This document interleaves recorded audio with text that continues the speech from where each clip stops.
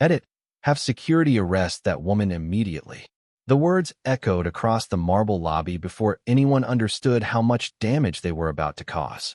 Vanessa Brooks stood perfectly still near the reception desk of Whitmore Dynamics, one of the largest technology firms in Chicago. Around her, conversations died mid-sentence. Employees carrying coffee cups slowed their pace. Visitors waiting for meetings looked up from their phones. The entire lobby seemed to freeze as two security officers exchanged uncertain glances before moving toward her. Vanessa didn't react. She didn't argue. She didn't even shift her posture. Dressed in a simple navy blazer and modest heels, she looked more like a professional arriving for a routine appointment than someone creating a disturbance. Yet Richard Whitmore, the company's CEO, stared at her as if she had personally insulted him. His expensive suit, silver cufflinks, and polished confidence filled the room almost as much as his voice. "I'm not going to repeat myself," he said sharply. "She's trespassing. Remove her from the building." A murmur spread through the crowd. The receptionist looked visibly uncomfortable. "Sir," she said carefully, "Ms. Brooks stated she has a scheduled meeting this morning." Richard barely looked at her. "And I'm stating that she doesn't belong here." Vanessa calmly folded her hands in front of her. "Mr. Whitmore, I believe there's been a misunderstanding." "No," Richard interrupted. "The misunderstanding is that you think you can walk into my headquarters and waste everyone's time." Several employees nearby lowered their eyes. Others watched openly, sensing that something was wrong but unwilling to challenge the CEO. The security officers approached Vanessa cautiously. Neither touched her. Not yet. One of them, a middle-aged guard named Frank, seemed particularly uneasy. "Ma'am," he said quietly, "maybe if we step aside and clear this up." Richard cut him off immediately. "There's nothing to clear up." His voice grew louder. "She has no business being here." Vanessa's expression never changed. That calmness only seemed to irritate him more. Most people would have become defensive by now. Most people would have raised their voices. Vanessa simply stood there, composed and patient, as though she knew something nobody else did. Across the lobby, more employees began gathering near the elevators. Word was spreading fast. Phones appeared discreetly in hands. Nobody wanted to miss what happened next. Richard noticed the attention and seemed to welcome it. This company didn't become successful by allowing random people to wander into executive meetings, he announced. "We have standards." The statement hung heavily in the air. Vanessa met his eyes for the first time. "Are you certain you want to do this publicly?" she asked. The question was simple, respectful, yet something about it made several people glance at each other nervously. Richard laughed. "Publicly." He spread his arms. "Please. I'd love for everyone here to see how we handle situations like this." The receptionist's face lost color. Frank looked away. Even the second security officer seemed reluctant to continue. Still, nobody challenged the CEO. Richard stepped closer. "You have exactly 30 seconds to leave my building before security escorts you out." Vanessa checked the large clock hanging above the reception area. Then she looked back at him. "I think," she said quietly, "it would be wiser if we waited a few minutes." Richard smirked. "For what?" Vanessa didn't answer immediately. Instead, she glanced toward the elevators at the far end of the lobby. The movement was subtle, but it caught Frank's attention. He followed her gaze, then frowned. The elevator indicator was descending rapidly from the top executive floors. One floor, then another, then another. Meanwhile, Richard folded his arms confidential. 30 minutes earlier, the morning had begun very differently. The glass tower of Whitmore Dynamics reflected the bright Chicago skyline as employees streamed through the revolving doors carrying laptops, coffee cups, and conversations about quarterly reports. Vanessa Brooks stepped from a black sedan parked across the street and paused for a moment before crossing the plaza. A cool breeze moved through the city, tugging lightly at her blazer as she looked up at the building. She had visited headquarters before, though never under circumstances quite like these. In her leather portfolio rested several documents that had taken nearly 8 months to negotiate. The upcoming meeting was supposed to determine the future of one of the largest expansion projects in the company's history. Yet there was nothing flashy about Vanessa. No entourage, no luxury vehicle waiting at the curb, no obvious sign that she carried influence. That simplicity often caused people to underestimate her, and over the years she had learned not to correct them too quickly. Inside the lobby, Employees hurried toward elevators while visitors checked in at reception. Vanessa approached the front desk with a polite smile. "Good morning," she said. "I have a meeting scheduled at 10 o'clock. The receptionist, Melissa Carter, glanced at her screen. "Of course, ma'am. May I have your name?" "Vanessa Brooks." Melissa typed for a moment. Her eyes briefly widened before returning to normal. "I see your appointment here. Welcome. Someone from Executive Relations should be meeting you shortly." Vanessa thanked her and stepped aside.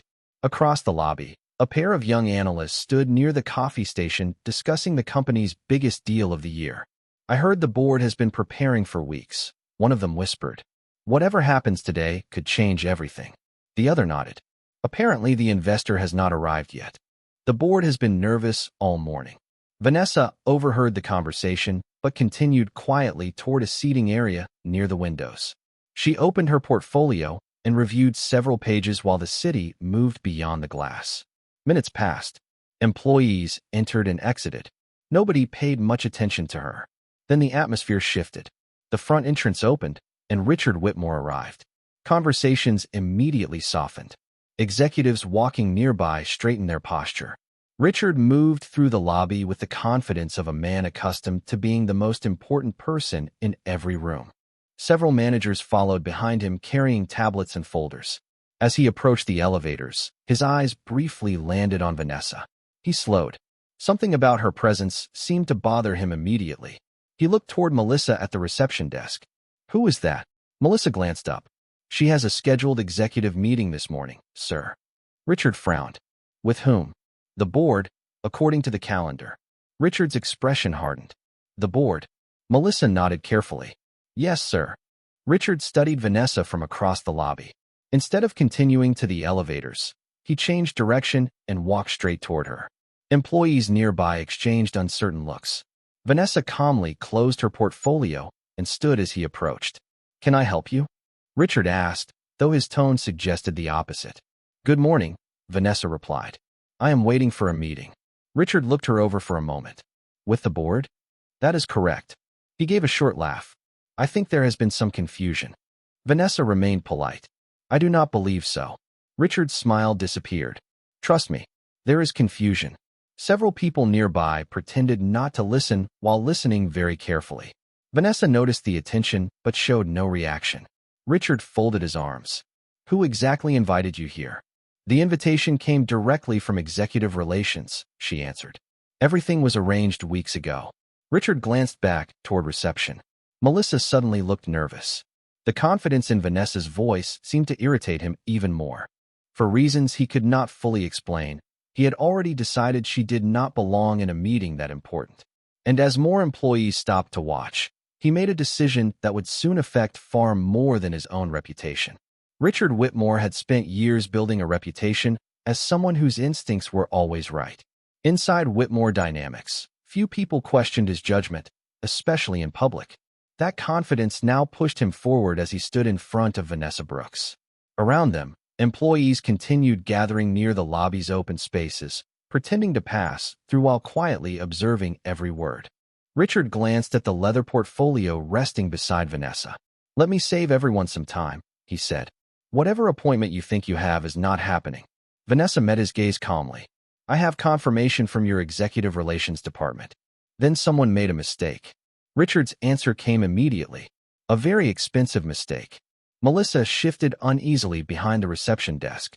She had personally reviewed Vanessa's appointment earlier that morning. Everything appeared legitimate. Yet interrupting the chief executive officer was not something many employees were willing to do.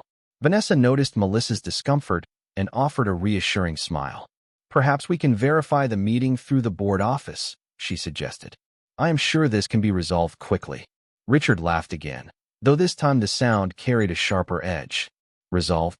He gestured around the lobby. "You walked into a secured corporate headquarters claiming access to a private executive meeting. The only thing that needs resolving is how quickly you leave." Several employees exchanged uncomfortable looks. The situation no longer felt professional. It felt personal. Vanessa remained composed. "Mr. Whitmore, I have traveled here because your company requested this meeting." "No," Richard replied. "You traveled here because someone failed to tell you that this building has standards." The statement hung heavily in the air. Even those who supported the CEO seemed uncomfortable hearing it spoken aloud. Vanessa could feel dozens of eyes watching her reaction. Yet she refused to give anyone the confrontation they expected. Instead, she folded her hands and spoke quietly. I believe assumptions can be expensive. Richard smirked. Not for me. The confidence in his voice drew a few nervous laughs from nearby managers eager to stay in his favor. One of them, a vice president named Carl Jennings, stepped closer. Richard, perhaps we should simply check with executive relations. Richard shook his head without hesitation. Absolutely not. Carl immediately fell silent. Nobody wanted to challenge the chief executive publicly. Meanwhile, on the executive floors above them, several board members had already arrived for the morning meeting. The conference room overlooking Lake Michigan sat prepared with presentation materials, financial projections, and legal documents. One seat remained empty. Margaret Stone, chairwoman of the board, checked her watch. Has anyone heard from our guest? She asked. Several executives exchanged uncertain glances. Not yet, one replied. But she was expected 20 minutes ago. Margaret frowned. Months of negotiations had led to this meeting. Delays were unusual. Back in the lobby, Richard had become increasingly irritated by Vanessa's refusal to leave. Most people eventually became defensive under pressure. Vanessa simply remained patient. That patience felt almost unsettling. You seem remarkably calm, Richard said. Should I be? Vanessa asked. Considering your situation, yes. I am not concerned. Richard folded his arms. Maybe you should be. Vanessa looked briefly toward the elevators again. The gesture did not go unnoticed. Richard followed her gaze and shook his head. Nobody is coming to rescue you. I did not say they were. Then what exactly are you waiting for? For the first time, a faint smile appeared on Vanessa's face. The truth usually arrives on its own schedule. The answer irritated Richard even more. Nearby employees exchanged curious looks. Nobody understood why she seemed so certain. At that exact moment, 27 floors above the lobby, a board assistant rushed into the conference room, carrying a tablet. Her face had gone pale. Margaret Stone immediately noticed. What is it? The assistant swallowed hard before answering. I think we may have a problem. Margaret stood. What kind of problem? The assistant turned the screen toward her. A live security camera feed from the lobby filled the display. The room fell silent as several board members recognized the woman standing near reception. Margaret's expression changed instantly. What in the world is she doing downstairs? She whispered. Then she saw Richard Whitmore standing directly in front of Vanessa. The color drained from her face. Oh no, she said. Somebody get me downstairs right now. The atmosphere inside the lobby shifted in ways nobody could yet explain. Richard Whitmore remained convinced he controlled the situation, but uncertainty had begun spreading through the employees gathered around the reception area. People noticed small details that had not seemed important before. Vanessa Brooks showed no signs of panic. She was not making phone calls. She was not demanding special treatment. She was not even attempting to defend herself. Instead, she stood quietly with the same composed expression she had worn since entering the building. That calmness made several observers increasingly uncomfortable. Melissa looked down at her computer screen again. The appointment record was still there. Every authorization code appeared valid. Every scheduling note matched internal procedures. The more she reviewed the information, the more nervous she became. Sir, she said carefully, trying once more. Perhaps we should contact executive relations before taking any further action. Richard barely glanced at her. I already made my decision. But the meeting request is irrelevant. His voice carried through the lobby. I am the chief executive officer of this company. If I say someone does not belong here, then they do not belong here. Several managers standing nearby immediately nodded. Others remained silent. Frank shifted his weight uneasily. During his 15 years working corporate security, he had learned to recognize situations that could become career-ending mistakes. This felt like one of them.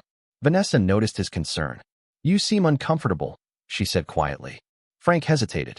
Ma'am, I just want everything handled properly. So do I. Her answer was calm and sincere. Meanwhile, upstairs, the executive elevators descended rapidly toward the lobby. Margaret Stone stood near the front, her expression growing more serious with each passing floor. 3 board members accompanied her, along with legal counsel and 2 senior executives. Nobody spoke much. The security camera footage had created a level of alarm none of them expected to face that morning. Back in the lobby, Richard continued digging himself deeper. "I am giving you one final opportunity," he told Vanessa. "Leave voluntarily and avoid further embarrassment." Vanessa glanced toward the reception desk, then toward the elevators, then back at Richard. "Mr. Whitmore, have you ever made a decision too quickly?" The question seemed to irritate him immediately. No, a few people exchanged glances. The answer sounded less like confidence and more like pride. Vanessa nodded slowly. "That is unfortunate." Richard laughed sharply. "You really believe you are in a position to lecture me?" "Not at all." "Good." He pointed toward the front doors. "Because this conversation is over." Yet nobody moved. Not Frank. Not the second security officer. Not Vanessa. Even the crowd seemed unwilling to leave. Something about the situation felt unfinished. Then a soft chime echoed through the lobby. Every head turned.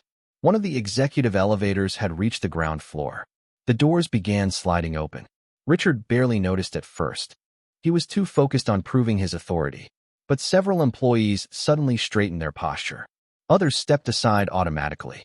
Melissa's eyes widened. Frank immediately recognized the people emerging from the elevator. First came Margaret Stone. Then board members Daniel Harper and Elaine Foster. Behind them followed corporate attorneys, senior executives, and several members of the Executive Relations Department. Their pace was unusually fast, not running, but certainly moving with urgency. A wave of confusion swept through the lobby. Employees whispered among themselves. Why was the board coming downstairs? Why were so many executives leaving an important meeting at the same time? Richard finally turned around. For the first time all morning, uncertainty flickered across his face. He had not expected the board to appear. Certainly not in the lobby. Margaret's eyes immediately found Vanessa. Relief flashed across her expression. Then her attention shifted to Richard. The relief disappeared. The temperature in the room seemed to drop. Nobody spoke for several seconds. The silence felt heavier than any argument. Richard attempted a smile. "Margaret," he said, "I was just handling a security issue." Margaret did not return the smile. Her gaze moved from Richard to Vanessa and back again. "A security issue?" she repeated slowly. The way she asked the question caused several executives to look down at the floor. Richard sensed the change immediately. For the first time that morning, he appeared unsure of himself. And Vanessa Brooks remained exactly as she had been from the beginning, calm, patient, and completely unshaken. Richard Whitmore felt the attention of every person in the lobby shifting away from him and toward the group that had just emerged from the executive elevators. Only moments earlier he had controlled the conversation. Now something felt different. Margaret Stone walked forward with purpose, followed by board members, attorneys, and senior executives who normally spent their mornings discussing decisions worth hundreds of millions of dollars. The sight alone was enough to unsettle employees throughout the building. Nobody could remember the last time the board had appeared together in the lobby. Richard straightened his jacket and forced a confident smile. "Margaret," he said again, "there is no need for concern. We are simply addressing an unauthorized visitor." Margaret stopped several feet away. Her eyes never left him. "Unauthorized?" she asked quietly. Richard nodded. "Correct." The silence that followed felt uncomfortable. Several executives exchanged glances.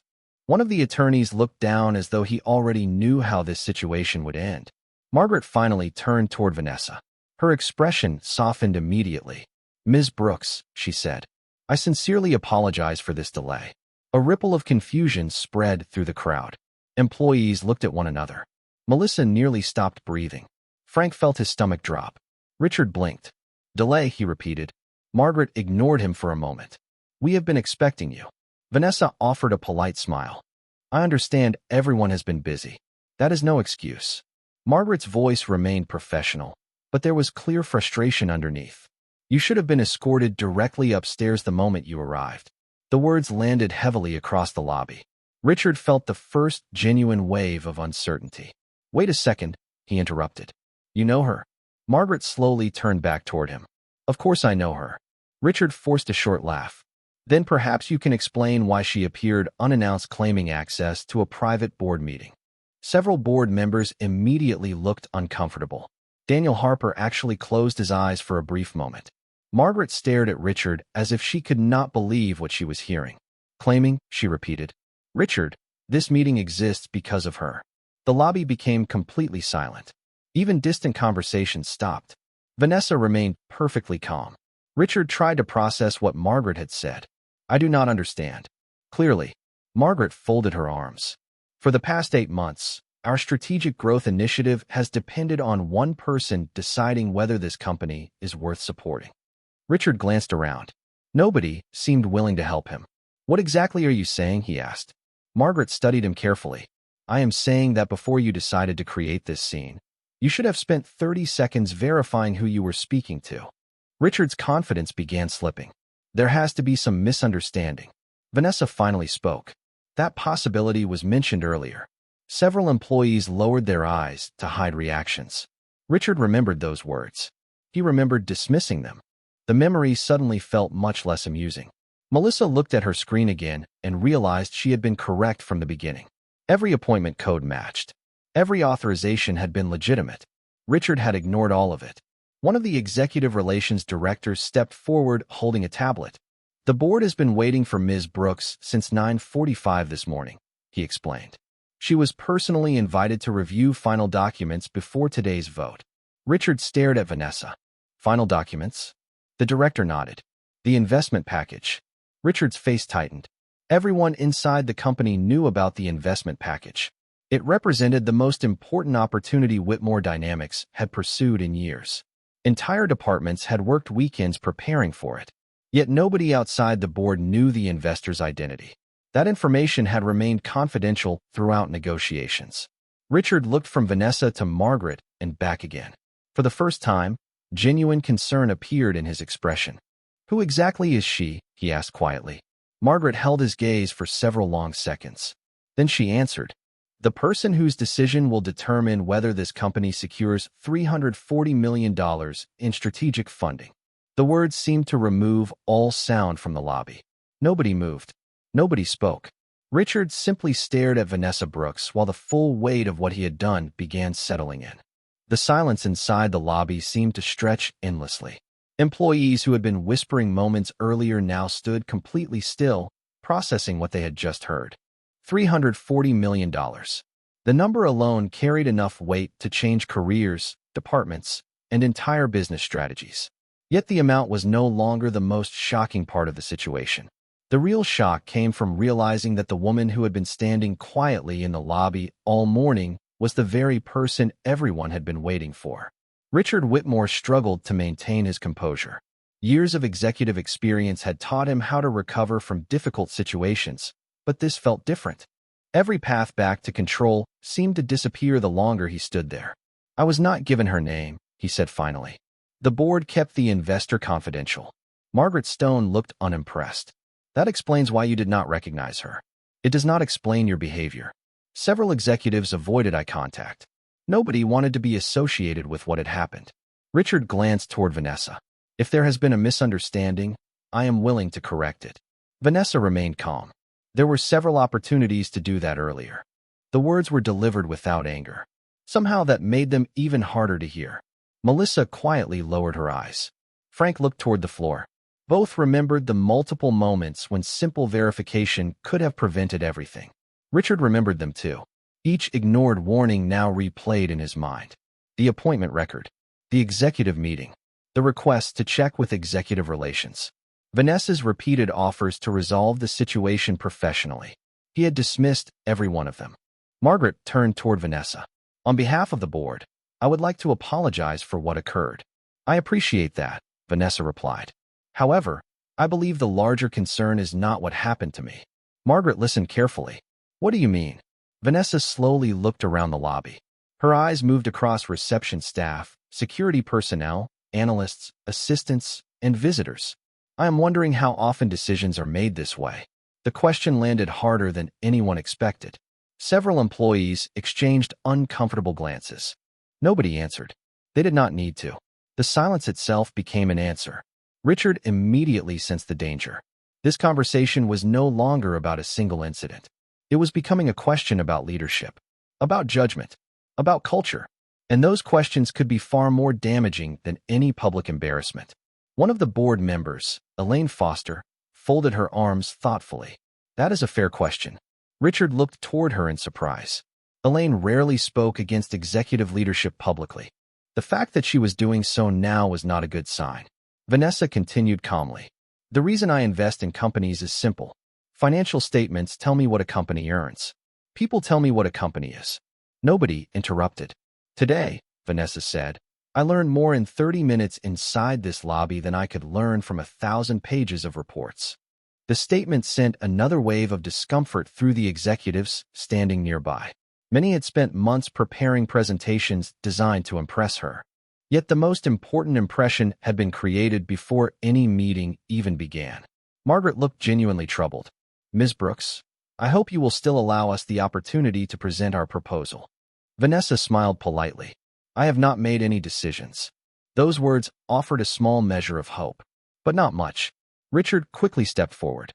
Then perhaps we should move this discussion upstairs. Perhaps, Vanessa replied. But before we do that, there is something I would like to understand. Richard felt his stomach tighten. What is that? Vanessa glanced toward the employees gathered throughout the lobby. I would like to know whether everyone here was witnessing an unusual exception. Her eyes returned to Richard. Or whether this is simply how things work when nobody important is watching. No one spoke. Not a single person. And for the first time that morning, Richard Whitmore appeared to realize that the answer to that question might determine far more than the future of a $340 million investment. The question lingered over the lobby like a weight nobody wanted to carry. Employees looked toward one another, then away. Some stared at the floor. I think we are getting distracted from the purpose of today's meeting, he said carefully. We have important business to discuss upstairs. Margaret Stone turned toward him. The purpose of today's meeting is exactly why this matters. Richard opened his mouth, then stopped. Several board members nodded. That was not the reaction he had expected. Vanessa remained composed. Successful companies are not built only on products and revenue, she said. They are built on judgment. Every important decision begins with a judgment about another person. The board listened closely. So did everyone else. This morning, she continued, I watched multiple opportunities for simple verification get ignored. Melissa lowered her eyes again. She remembered offering information. Frank remembered suggesting caution. Both had been dismissed. Vanessa glanced toward them briefly. Richard felt dozens of eyes turning toward him. I made a decision based on the information available, he replied. No, Vanessa said calmly. You made a decision before gathering information. Nobody challenged her. Not even Richard. Because deep down, he knew she was right. The board knew it too. Margaret folded her arms thoughtfully. What concerns me most, she said, is that nobody felt empowered to question the decision. Several executives shifted uncomfortably. That observation touched something deeper than a single incident. It raised questions about leadership culture throughout the company. Daniel Harper nodded slowly. If employees are afraid to speak up, mistakes become more expensive. Richard immediately sensed where the conversation was heading. He needed to regain ground quickly. I think everyone is overreacting, he said. We identified the misunderstanding and corrected it. Vanessa looked at him for several moments before responding. Did we? Richard frowned. Of course we did. Then answer one question. Go ahead. Vanessa gestured toward the reception area. If my name had not mattered, would anything have changed? The lobby became silent again. Richard had no immediate answer. That answer mattered more than he wanted to admit, because everyone in the room already knew what would have happened. Without the board, without the investment, without the influence attached to her identity, the outcome would likely have been very different. Margaret looked around the lobby. She saw employees watching carefully. She saw uncertainty, concern, curiosity, and sometimes the most valuable decision is taking an extra minute to verify what we think we know. Vanessa nodded slightly. The statement earned quiet agreement throughout the lobby. Richard remained silent. For the first time that morning, he seemed to understand that this situation could not simply be managed away with authority. Something larger had happened. Something visible. Something public. Margaret turned toward Vanessa. The conference room is ready whenever you are. Vanessa picked up her portfolio. Thank you. Then she paused. Before we go upstairs, there is one more thing I would like to review. Margaret's expression tightened slightly. What is it? Vanessa glanced toward the wall of monitors displaying live operational data from around the company. Then she looked back at the board. I would like to understand how decisions are evaluated when leadership makes a mistake. Several executives exchanged uneasy looks, because suddenly everyone realized the next conversation might not be about the investment at all. The lobby remained frozen in a strange state between business and crisis. Nobody wanted to leave. Employees who should have been attending meetings lingered near hallways and workstations, pretending to check messages while quietly watching everything unfold. Vanessa Brooks could feel the attention throughout the building, but it did not seem to affect her. She stood with the same calm confidence she had displayed from the moment she arrived. Margaret Stone studied her carefully. "You want to discuss accountability before the meeting?" she asked. Vanessa nodded. "I want to understand whether accountability exists equally at every level." Several board members exchanged glances. The question was direct. More importantly, it was impossible to ignore. Richard Whitmore immediately stepped in. "This conversation is becoming unnecessary." His voice carried less authority than it had earlier. "We have already acknowledged mistakes were made." Vanessa looked at him. Mistakes happen in every organization. Richard seemed relieved for a moment. Then she continued. "Patterns are different." The relief vanished. Nobody spoke. Vanessa slowly opened her leather portfolio and removed a slim folder. The movement immediately captured everyone's attention. Margaret frowned slightly. "What is that?" "Research." Vanessa placed the folder on a nearby reception counter. "The reason our investment group became interested in Whitmore Dynamics was not because of quarterly earnings." Several executives leaned forward. "It was because your company developed a reputation for innovation." She opened the folder. For 3 years, employee retention exceeded industry averages. Customer satisfaction remained strong. Internal growth looked promising. Richard quickly seized on the opportunity. "Exactly. Those results speak for themselves." Vanessa nodded. "They do." Then she turned another page, which is why certain inconsistencies stood out. The board immediately became attentive. Margaret stepped closer. "What inconsistencies?" Vanessa looked directly at her. "Departure patterns." Several executives shifted uneasily. "What kind of departure patterns?" asked Daniel Harper. Vanessa referenced a document. "Over the past 18 months, middle management turnover increased dramatically in specific departments." Richard folded his arms. "That happens in every company." "Not like this." Vanessa's answer came immediately. The data showed something unusual. High-performing employees were leaving despite positive evaluations. Margaret frowned. "We reviewed some of those reports." "Then you probably noticed something else." Vanessa turned another page. Exit interviews repeatedly referenced concerns about communication, advancement opportunities, and leadership culture. The silence returned. Several employees listening from nearby exchanged glances. They had heard similar conversations before. Richard's jaw tightened. Anonymous exit interviews are not always reliable. Vanessa smiled politely.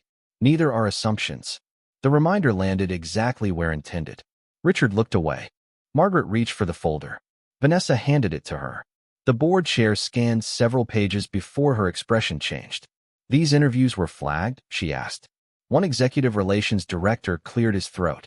"Some were." "Some?" Margaret looked up sharply. Why was the board not briefed more thoroughly?